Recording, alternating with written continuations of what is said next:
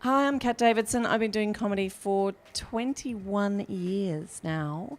And I started in Brisbane, and the Sit Down Comedy Club is my favourite club. Sucking up? Sure.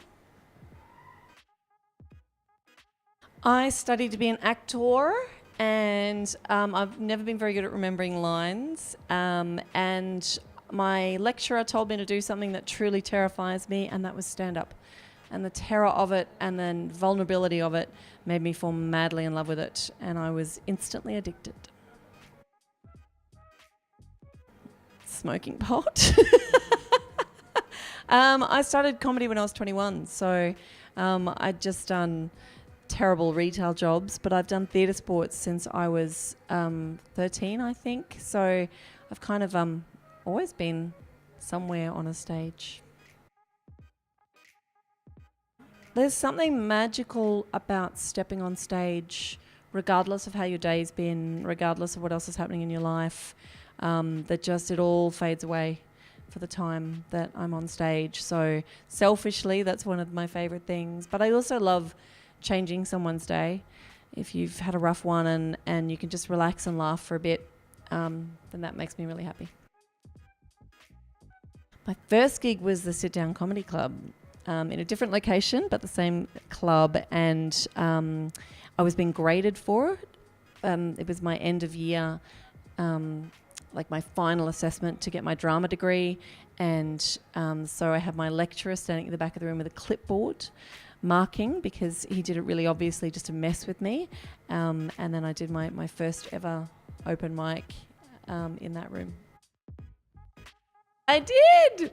Yeah, I got a high distinction in comedy. I don't know many people that can say that. Yeah. I've got a few. I think most comics do. When I came back from Canada, I spent a year in Canada, and that was back in 2000, and I came back with a God complex, which was charming, because my exotic accent had really worked for me over there, and the style of comedy is slightly different, and I'd done really well, but I'd only been doing comedy for like a year. So I came back just like, I got this licked. I'm awesome at this. And I didn't have the talent to back up my ego. And Australian audiences are pretty awesome at sorting that out for you. So I bombed hard for about 3 months. My husband is my favourite comedian. This has been supported by my mortgage. No, he is awesome and very funny. My favourite comedian, I have a few. I love Justin Hamilton. His use of word and silence is brilliant and makes me want to be a better comic. Who else do I love? I love Amy Schumer. I love Adam Hills. I love Cal Wilson and Reese Nicholson. And Tom Gleeson is on fire. Every time I see him on stage, he blows my mind. It's a weird thing about comedy is that it you have these amazing moments that you never thought would happen, and sometimes they're on a gig that you didn't expect. So I did a showcase many years ago. I was one of 20 comics. We all got 5 minutes. It went fine, but then Richard Feidler came up to me afterwards and said, "You're amazing. I really love your comedy." And I grew up watching the Dougs, so that completely, it was the best thing that's ever happened. Having your idol walk up to you and say you're funny was pretty amazing. But there's just been moments, I take little mental snapshots where I'm on a cruise ship and 1,000 people are laughing, or I've made someone smile who was miserable 5 minutes ago. The little things.